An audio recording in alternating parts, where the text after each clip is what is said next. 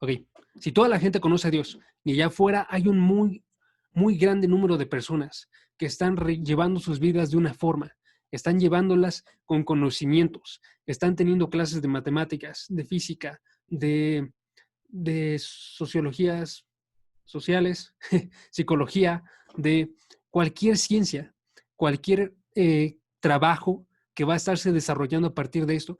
¿Qué es lo que tenemos que pensar nosotros acerca de eso? ¿Y qué es lo que tiene que pensar aquel que es cristiano al momento en el cual él se va a incorporar a este mundo de carreras, de trabajos? Si ya está dentro de un trabajo, ¿qué es lo que tiene que pensar, no?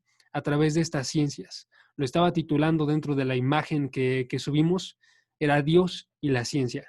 En general es Dios y la filosofía y la ciencia, ¿sí?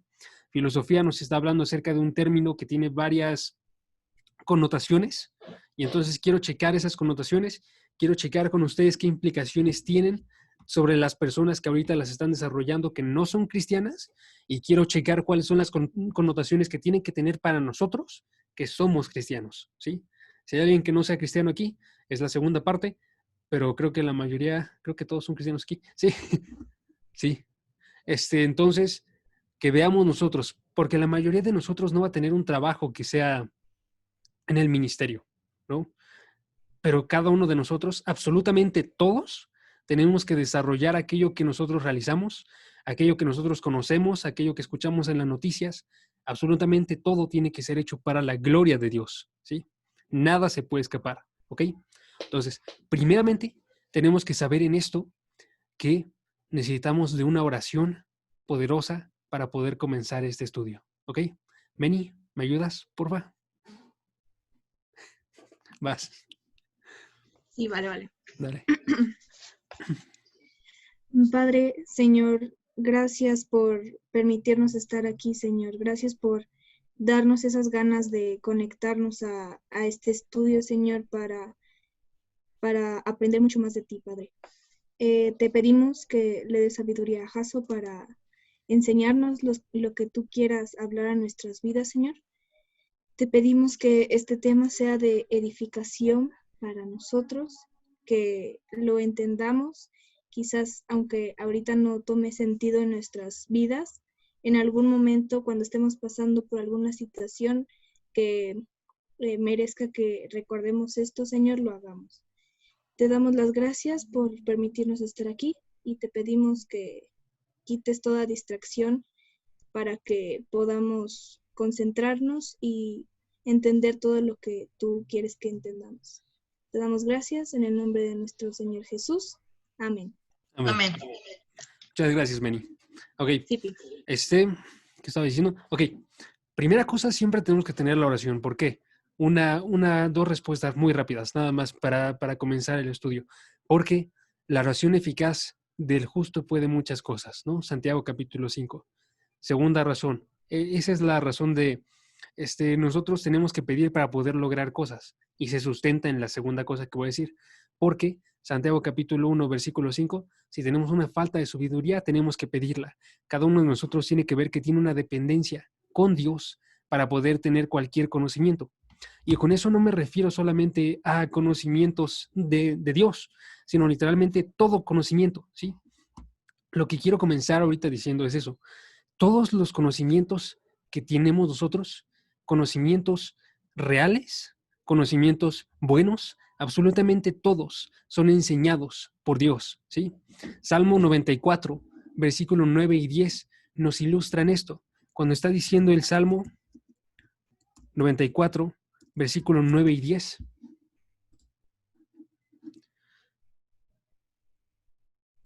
¿Ok?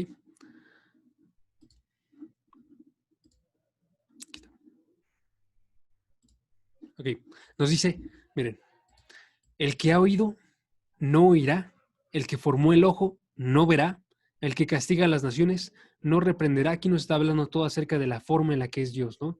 Y nos está situando, Dios tiene, hizo los oídos, por tanto, Él oye, ¿no? Lo habíamos platicado la vez pasada. Él formó los ojos, por tanto, Él ve. Él tiene estas capacidades que nosotros tenemos porque Él las formó en nosotros, ¿sí? Por tanto, esas capacidades provienen de algo mayor, ¿sí?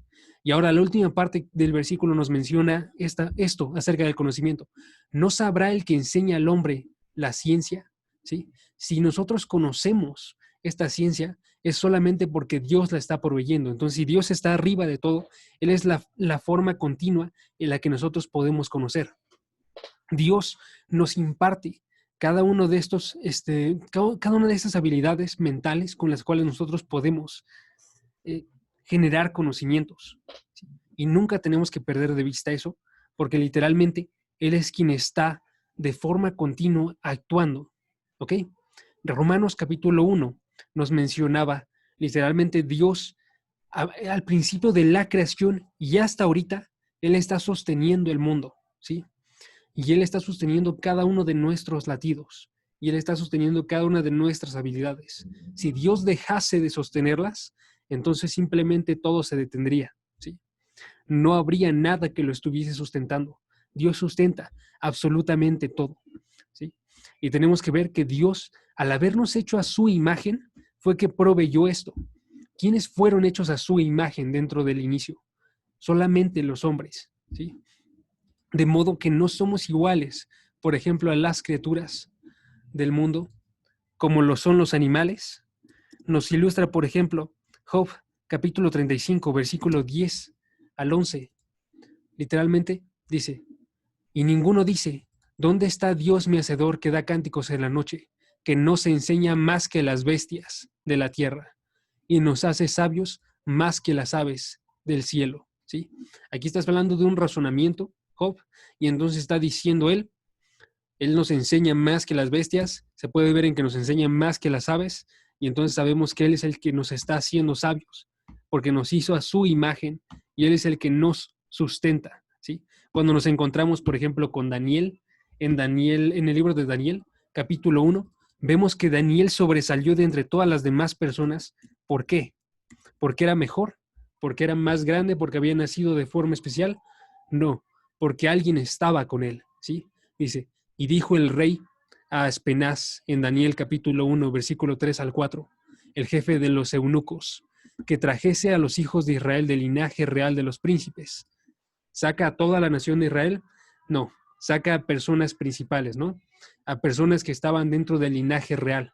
Y entonces, de entre todos esos muchachos, que no tenían tacha alguna, nos dice el texto, que eran de buen parecer, que estaban enseñados en toda sabiduría, que eran sabios en ciencia y de buen entendimiento, todos ellos provenientes de buenas familias, que tenían un buen respaldo, que tenían una buena educación, eran idóneos para estar en el palacio del rey y que se les enseñaba las letras y la lengua de los caldeos. A todas estas personas se les empieza a enseñar una nueva lengua, se les empieza a enseñar una nueva cultura, y de repente, dentro de todas ellas, es donde destaca Daniel, Ananías, Misael y Azarías, ¿no? Daniel y los que conocemos como Sadrach, Mesach y Abednego, ¿no? Entonces, entre ellos estaban ellos, y cuando Daniel pone su corazón para estar con Dios, pone su corazón para la comida, para el conocimiento, él se detiene de todo asunto de inteligencia que podría ser malo, y entonces dice en el versículo 20, en todo asunto de sabiduría e inteligencia, que el rey los consultó, los halló 10 veces mejores a este pequeño grupo que todos los magos y astrólogos que había en todo su reino. ¿Sí? ¿Por qué? Porque ellos estaban sosteniendo a Dios y ellos conocían que Dios era el que estaba proveyendo. En otro momento llegamos a la parte donde está Nabucodonosor y tiene una visión, y de repente Daniel es el único que puede revelar esa visión, y también dice Daniel, Dios, quien provee el conocimiento, es aquel que me va a revelar a mí el sueño, ¿sí? No es por mí, no es por ser mago, no es por ser sabio, es porque Dios provee el conocimiento y es el que puede ser el único que nos permite conocer los misterios que Él mismo da, ¿sí? Estos misterios son solamente revelados por Dios. Entonces tenemos aquí el versículo 20 y 21 del capítulo 2. Sea bendito el nombre de Dios de siglos en siglos, porque suyo es el poder y la sabiduría, ¿sí? Le pertenece la sabiduría a Dios, ¿ok? Suyo es el poder Suya es la sabiduría. Él muda los tiempos y las edades, quita reyes y pone reyes. Y aquí está, da sabiduría a los sabios y la ciencia a los entendidos. ¿Sí? Todo eso es entregado. Absolutamente nadie tiene un conocimiento si no es por Dios. ¿Ok? Entonces, ¿qué nos indica esto para nosotros cristianos? Que absolutamente ninguno de nosotros tenemos que detenernos de estar buscando este conocimiento, ¿sí? Ni tenemos que estar rechazando. La forma en la que lo ponía, por ejemplo, Juan Calvino, era que él decía, si nosotros vemos a este Espíritu de Dios este, como el único fundamento de la verdad, no deberíamos rechazar la verdad misma, ni despreciar a quien la está dando. Eso sería un deshonor al Espíritu de Dios. Es la forma en la que lo ponía Juan Calvino, ¿ok? Entonces está muy padre, porque él está viendo que es la raíz y por tanto tenemos que apegarnos a Dios en todo lo que hacemos, ¿sí? ¿Cuántos de nosotros no oramos cuando vamos a la Biblia, pero dejamos ese tipo de oración cuando estamos yendo a nuestros exámenes, cuando estamos entrando a clases, cuando estamos llegando a nuestro trabajo? Y esto siempre tiene que estar llegando ahí porque Dios es quien está proveyendo todo conocimiento y toda habilidad, y tenemos que depender como cristianos en todo tiempo de Dios, ¿sí? Entonces los cristianos reconocemos cosas bondadosas en las artes, en las ciencias, aún cuando también tenemos una dicotomía, ¿sí? ¿Qué es una dicotomía? Tenemos algo bueno, tenemos algo malo. ¿Cuál es la dicotomía? Vemos cosas buenas en las ciencias y en las artes y vemos cosas malas por el uso que se le está dando a ellas, ¿sí?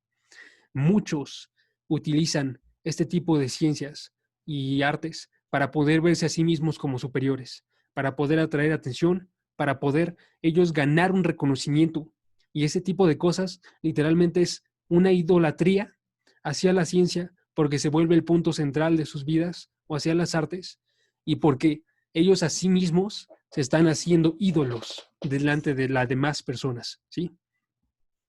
Entonces tenemos que entender qué es lo que hay que pensar nosotros en relación a esto y todas las implicaciones que tiene, porque tiene muchas implicaciones, ¿ok? Entonces, vamos a comenzar con filosofía, ¿ok? Filosofía. Primeramente, una definición pequeña de filosofía. ¿Qué es lo que significa la filosofía? Tiene varias definiciones, ¿sí? Puede ser definida, y yo les voy a dar 4 definiciones, ¿ok? 4 sentidos en los que podemos ocupar la palabra filosofía. Primer sentido, puede ser una filosofía de vida, ¿sí? Que hace referencia a eso, nos hace referencia a la interpretación cosmológica que nosotros tenemos del mundo. ¿Cuál es el sentido que tú le das al mundo? ¿Cuál es tu propósito? ¿Cuál es la forma en la que tú te vas a llevar a través de esto? ¿Ok? Ese es primer sentido. Que sería, ¿qué dije? Filosofía de vida, esa era. Filosofía de vida. Segundo sentido, puede ser un conjunto de disciplinas académicas, ¿ok? ¿A qué me refiero con estas? A la lógica. ¿Qué es lógica? Es la forma, déjenme mejor para que no les mienta, voy a sacar la definición que saqué. Ya, ok. Es la teoría de los argumentos racionales. Esa es la lógica, ¿ok? Teoría de los argumentos racionales. Otra, epistemología. ¿Qué es la epistemología? La teoría de cómo es que llegamos a conocer, o la teoría del conocimiento. 4. Te diga 3. Metafísica. Es la teoría del ser. 4. Estética. La teoría de la belleza. 5. Ética. ¿Ok? Lo voy a repetir. Lógica. Teoría del argumento. Teoría de la razón, perdón. Epistemología. Teoría del conocimiento. Metafísica. Teoría del ser. Estética. Teoría de la belleza. Y ética. Teoría de la moralidad. ¿Ok? Entonces, este conjunto de, de disciplinas son una definición también de filosofía, ¿sí? 3. Tercer sentido para la filosofía. Una filosofía de la ciencia. Es que Vic dijo que se perdió, no sé A ver, dónde. vas, Victoria, ¿en qué te perdiste? O lo vuelvo a explicar, si quieres. Primer sentido, iba a dar 4 sentidos de la filosofía, ¿ok? El primer sentido de la filosofía es una filosofía de vida, que es nada más cuando nosotros conversamos y estamos hablando acerca de cuál es, cómo se va a dar sentido a una vida, cuál es la visión cosmológica, que significa cómo ves tú el mundo, eh, con qué propósito lo ves y cómo vas a llevar tu vida. El segundo sentido es un conjunto de disciplinas que nos hace referencia a la lógica, a la epistemología, a la, perdone, a la metafísica, a la estética y a la ética, ¿ok? Todas esas son parte de la filosofía, o sea, forman parte de este sentido de filosofía. Tercero, una filosofía de la ciencia, ¿ok? Filosofía de la ciencia es básicamente un análisis de la forma en la que nosotros realizamos la ciencia, haciendo referencia, ejemplo, a una filosofía de física, filosofía de química, filosofía de ciencias sociales. Entonces es cómo vamos a llevar esta ciencia para conseguir qué propósitos, con qué método, etc., etc. Ese ya está un poquito más complejo, no voy a entrar para nada en ese, pero básicamente es un análisis de cómo es que realizamos una ciencia. 4, filosofía en un sentido básico, podemos utilizarlo también para referirnos nada más a tener un sentido claro, un compromiso con un pensamiento analítico, ¿ok? Un pensamiento claro, cómo es que se define y ya está, ¿ok? El sentido que vamos a ocupar nosotros es el segundo sentido, el sentido de lógica, epistemología, metafísica, estética y ética, ¿ok? Ahora, ¿qué podemos pensar acerca de todo esto? No sé qué tanto conocimiento tengan de todas estas teorías. Yo tengo conocimiento básico, pero a partir de ese podemos generar muchos pensamientos, ¿no? De lo que te enseñan en prepa, de lo que te enseñan en la universidad.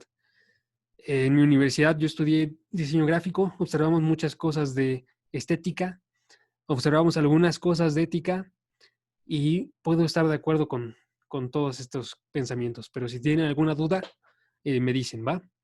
A partir de la forma en la que estos conocimientos de filosofía, de cómo es que se lleva la lógica, cómo es que se lleva el conocimiento, sí, la generación de conocimiento, la epistemología, que como dice Sara, es riquísima. Perdón, es que yo no ocupo ese tipo de expresiones. Bueno, Pero de tus palabras. sí, la forma estética, todas estas, podemos tener 5 conclusiones, ¿ok? Les voy a dar 5 conclusiones. 1, la filosofía no es necesaria para conocer y glorificar a Dios, ¿ok? La filosofía no es necesaria para conocer y glorificar a Dios. ¿A qué me refiero con eso? Si fuese necesaria, la Biblia lidiaría mucho con este tipo de filosofía, pero no lo realiza, ¿sí? En el momento en el cual está situada los escritos de la Biblia, la filosofía era la ciencia más alta que existía, ¿sí? La filosofía estaba en todos lados. La filosofía era parte del día a día y se podía ver a maestros que estaban literalmente llevando este tipo de enseñanzas. Sin embargo, dentro de nuestra Biblia no hay tantas referencias como podríamos esperarnos. Podemos saber que era parte del día a día porque sí existen un par de referencias. Uno de los capítulos más destacados en referencia a la filosofía se encuentra, por ejemplo, en Hechos capítulo 17. En Hechos 17 nos está hablando Pablo, nos está hablando Lucas acerca del viaje de Pablo a Atenas, y entonces Pablo comienza un discurso dirigido a los atenienses, que estaban formados también por grupos que eran estoicos y por grupos que eran epicúreos. Esos son dos tipos de filosofías, ¿ok? Entonces, él comienza a utilizar argumentos de autores bastante famosos que ellos iban a ubicar, ¿sí? Y los utiliza como un puente para él poder llevar su conocimiento y para poder llevar y argumentar lógicamente con estas personas, ¿sí? Sin embargo, como vemos, nada más es uno de las ocasiones en las que se encuentra. Lo que nos dice la Biblia más bien es lo que dice en 2 de Timoteo. capítulo 3, versículo 15 al 17. ¿Sí? Segunda de Timoteo, capítulo 3, versículo 15 al 17. Que es que estas escrituras pueden ser vistas desde la niñez, chequen aquí, desde la niñez, y que su sentido es hacer sabio a alguien para la salvación. Otra vez les digo, no tiene todos los conocimientos que nosotros quisiéramos tener, porque muchas veces nos queremos desviar también.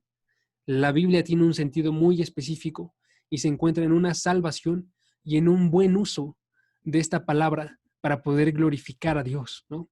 Entonces, salvación, y chequen aquí, toda escritura es inspirada por Dios y es útil para enseñar, para redarguir, para corregir, para instruir en justicia, a fin, su propósito, de que el hombre de Dios sea perfecto, enteramente preparado para toda buena obra, ¿ok? Entonces, chequen aquí, está llegando este conocimiento que pueda ser sabio a las personas desde la niñez, o sea, es un sentido bastante, es una escritura clara que no es demasiado compleja en un sentido, sino que puede ser comprendida por niños, es para que lleguen ellos a la salvación, tiene un propósito bastante definido en nuestras vidas, para que después nosotros podamos ser movidos a actuar con un fin específico. Y ese fin es realizar toda buena obra. ¿Cuáles son las buenas obras? Todas las obras que están basadas en la palabra de Dios, en la voluntad de Dios y que están yendo en dirección hacia Dios, ¿sí? Entonces, realizar todo para glorificar a Dios, ¿ok? Y esta escritura nos dice, toda la escritura es útil y, y cumple el fin, ¿sí? Es útil, pueden checarlo ahí si quieren en sus Biblias, pueden destacarlo. Es útil significa que literalmente desarrolla aquello que esto empieza. Una cosa que es útil en este sentido es una utilidad completa. ¿Por qué?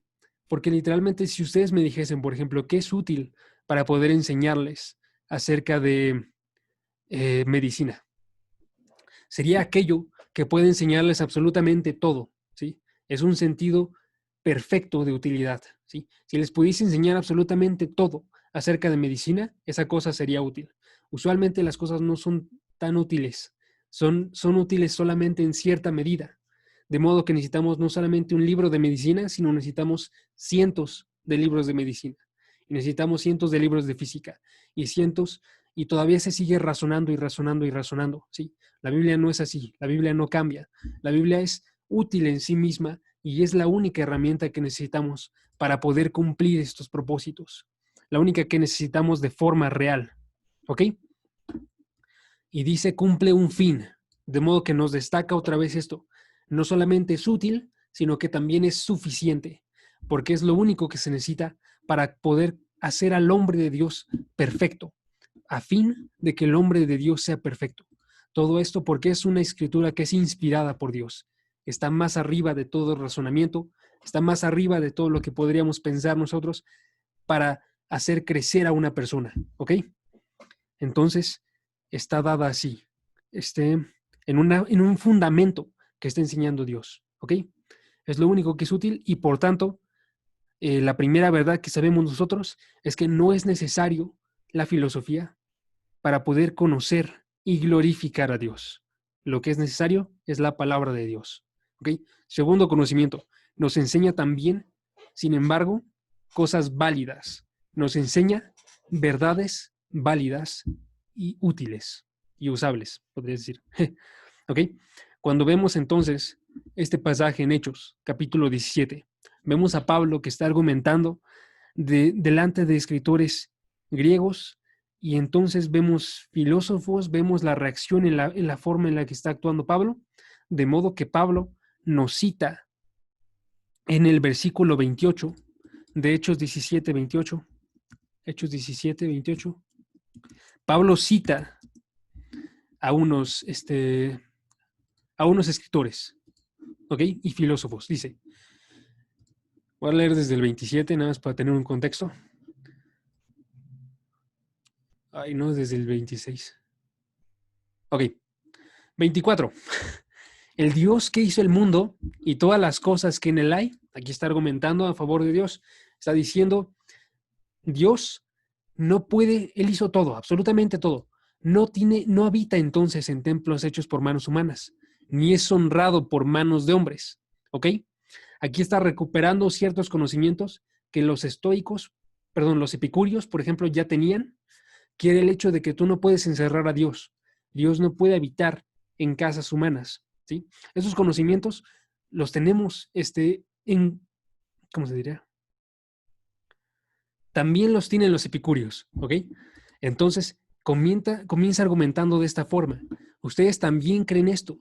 No es honrado por manos humanas. No puede ser adorado por nosotros de forma perfecta porque no necesita algo, ¿ok?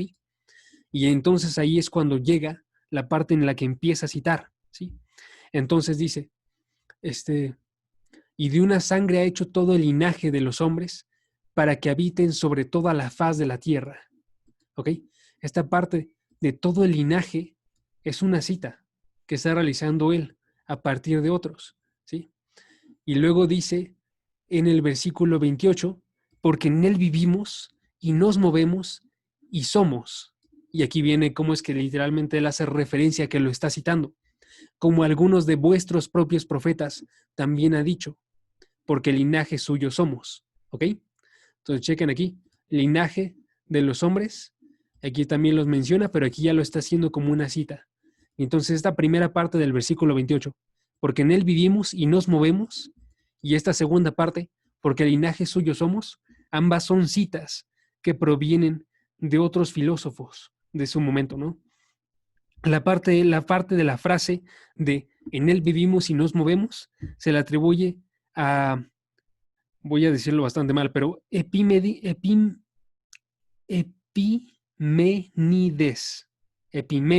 ok. Epiménides de Creta a Dio Crisóstomo. Y la parte de porque linaje suyo somos se le atribuye a Arutos de Cilicia. Entonces tenemos literalmente las fuentes de donde está viendo este paralelo Pablo. Y le está utilizando verdades que ellos tenían para poder entonces ejemplificar en qué no estaban en lo correcto, ¿sí? Para poder ejemplificar en qué no estaban. ¿Ok? Otro punto donde lo realiza, aquí lo está realizando, chequen, con personas que no son creyentes. Sin embargo, lo muy interesante de esto es que también lo realiza con personas que son creyentes. ¿Ok? En Tito, capítulo 1, versículo 12, por ejemplo, dice, uno de ellos, haciendo referencia a uno de los profetas para las personas que eran en este caso paganas, les dijo, los cretenses, siempre mentirosos, malas bestias, glotones ociosos. Y este era el mismo que estaba citando en Hechos 17, que era el que no puedo pronunciar bien. ¿Ok? Epiménides. Epiménides. Muchas gracias, Sara. ¿Ok?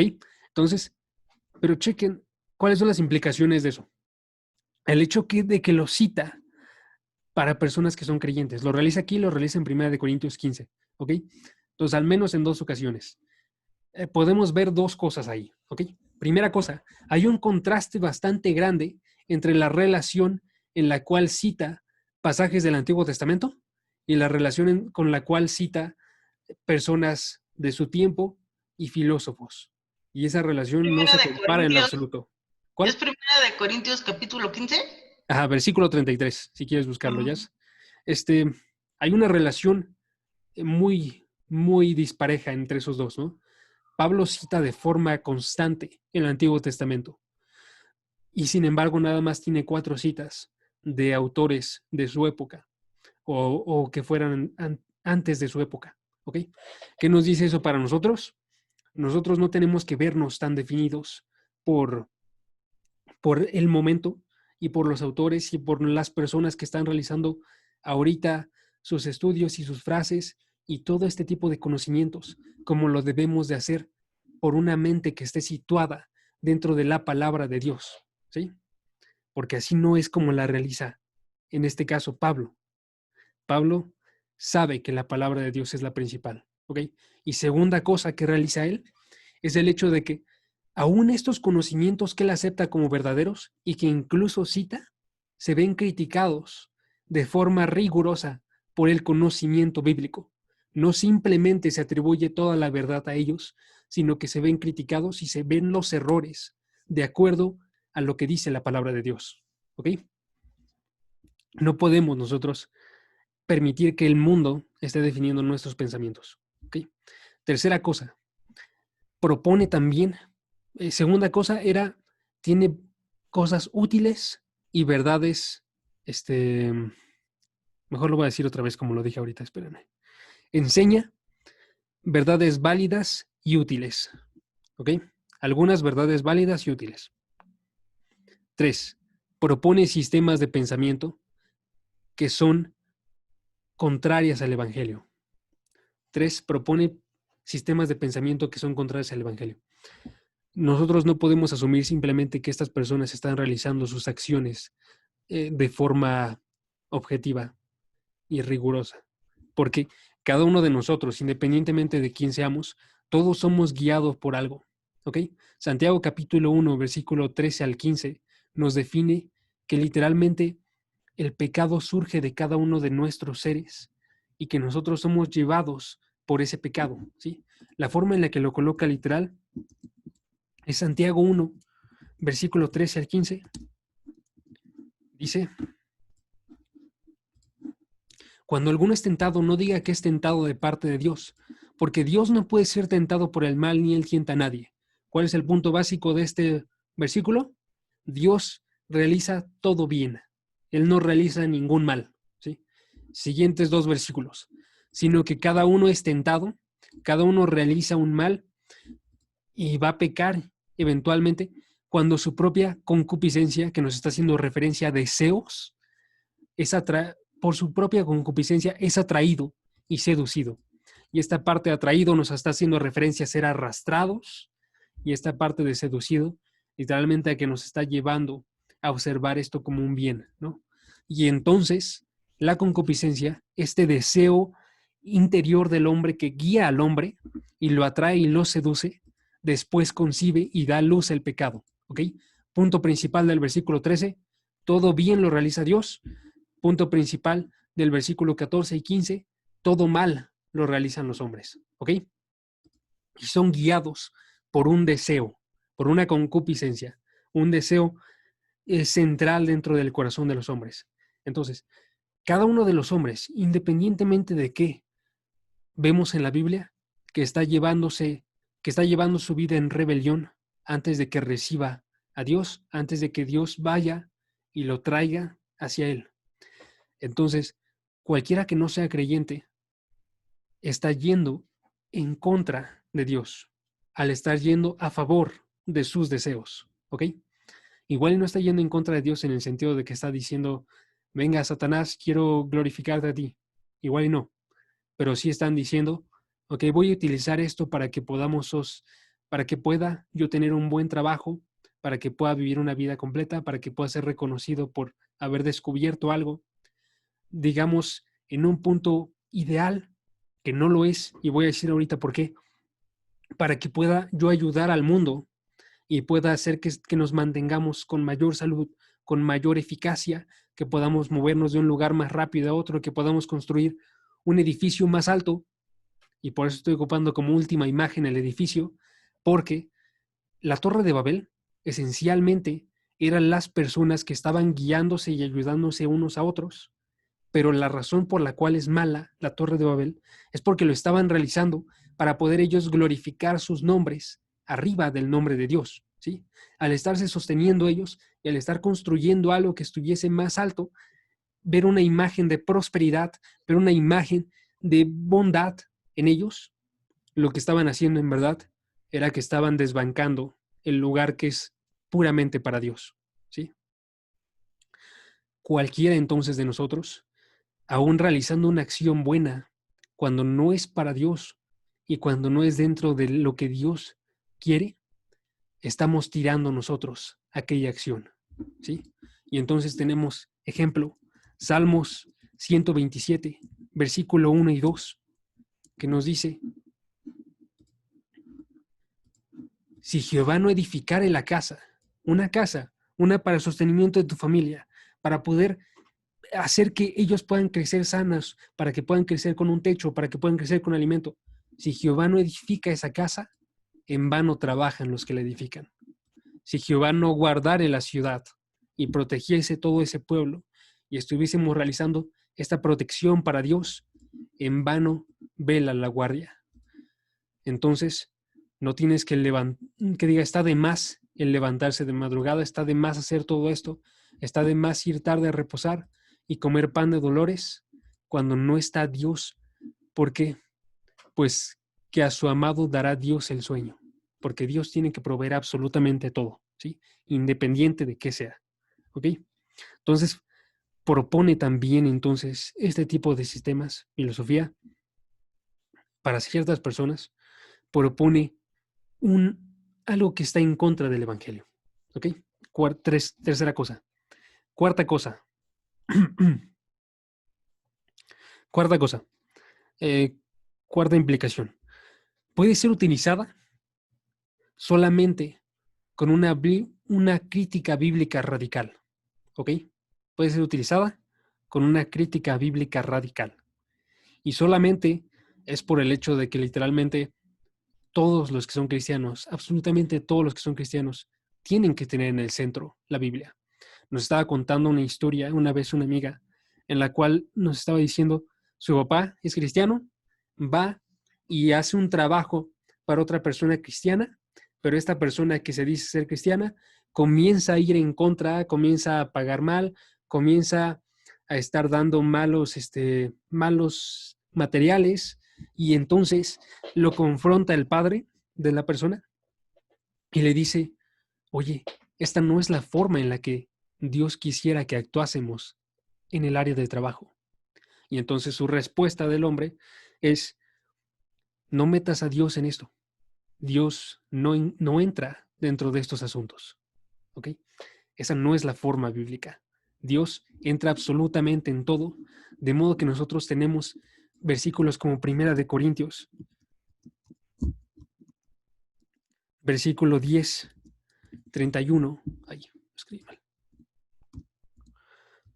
donde nos dice, literalmente nada se escapa de dar la gloria a Dios, porque dice, si pues coméis o bebéis, ¿ok?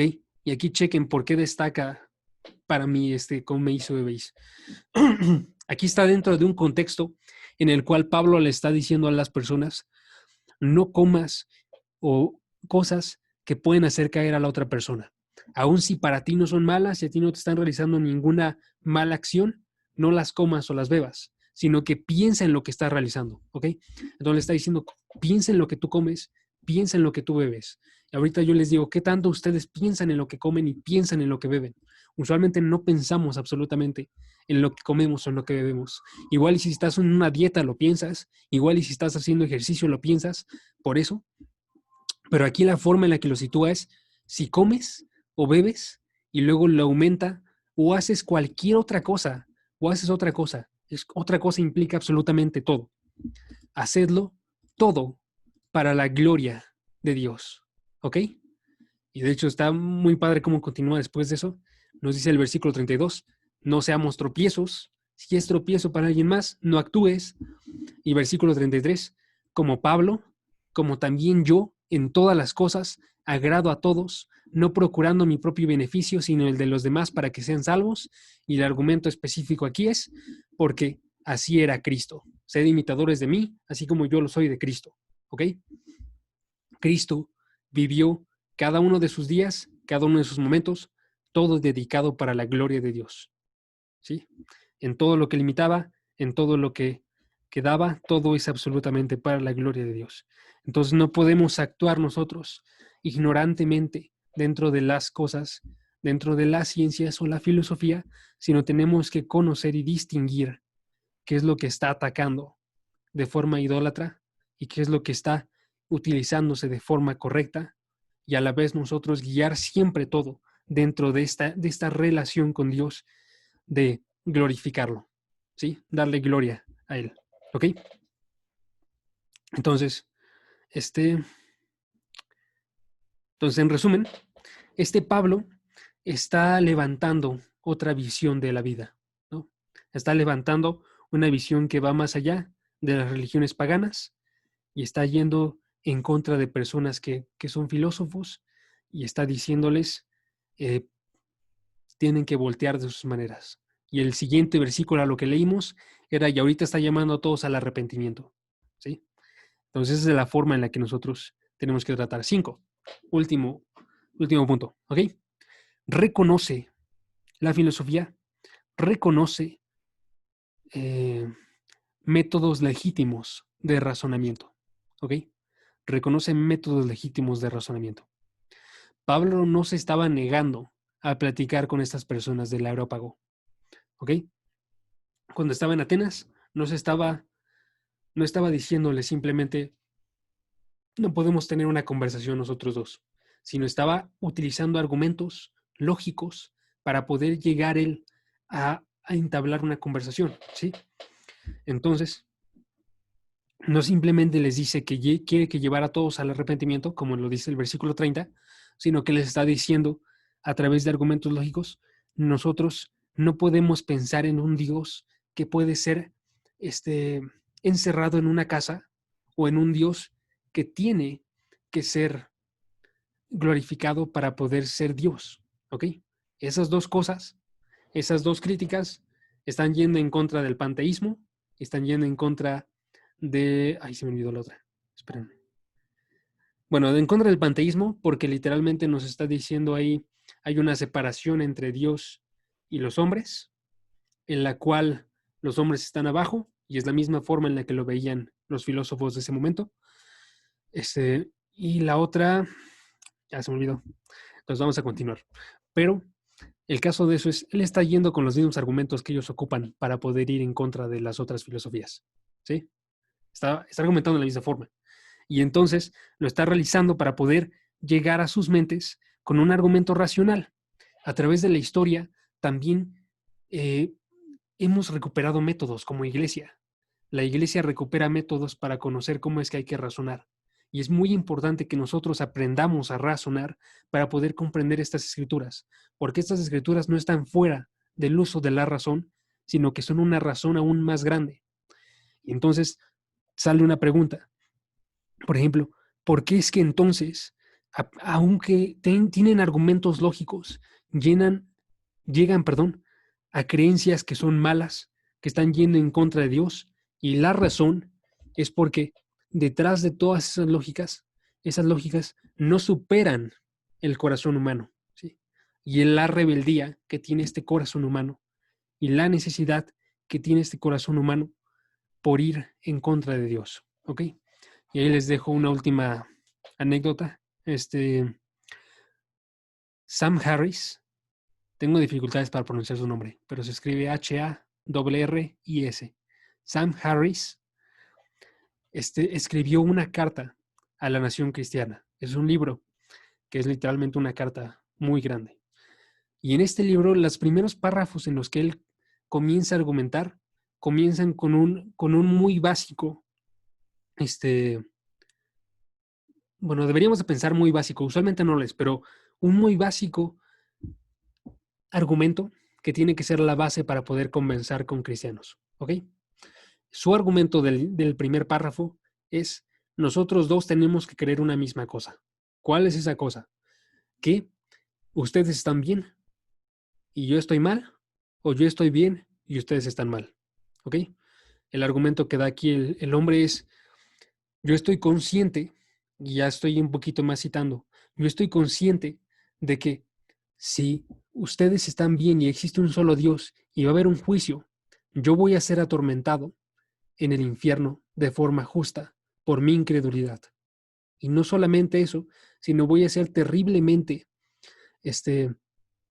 terriblemente condenado, porque no solamente me llevé a mí, sino que a través de mis argumentos convencí a muchos otros de que siguiesen este camino y ir en contra de Dios. ¿Ok? Y aún así, yo estoy consciente de eso y estoy y estoy continuando con esta línea de pensamiento. Y luego continúa el resto de su carta. ¿Ok?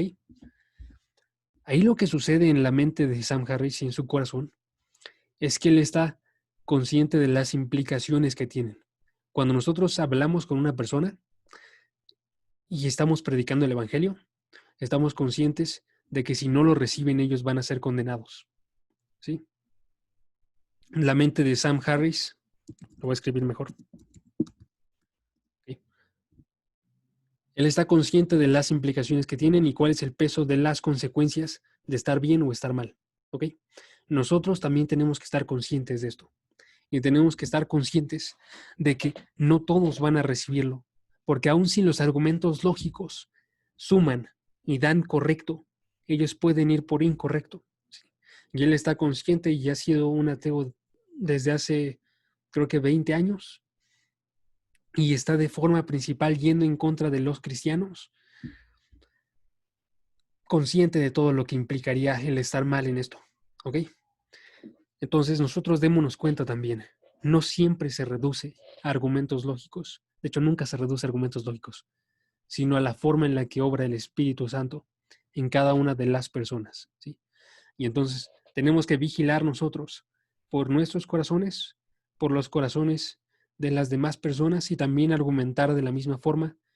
Nosotros no argumentamos sin tener en mente esta consecuencia, sino que esta consecuencia nos lleva a nosotros a argumentar con un amor. No queremos estar bien, queremos que ellos vean la verdad, ¿sí? Por supuesto que estamos bien, pero queremos que ellos vean la verdad, ¿sí?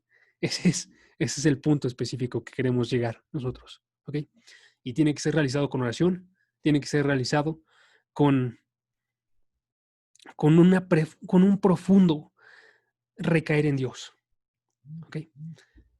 Y tenemos entonces la mayor de las ventajas, porque literalmente, como comencé diciendo al inicio, Dios es quien provee el conocimiento. Entonces nosotros recaemos en Dios que da el conocimiento para poder argumentar, para poder conocer, para poder trabajar, todo con otra visión muy diferente. ¿Ok? Y yo creo que terminamos ahorita. Tengo una segunda parte, todavía falta ver las implicaciones de la ciencia, pero terminando con esto, Meni, ¿nos ayudas a orar? Vas.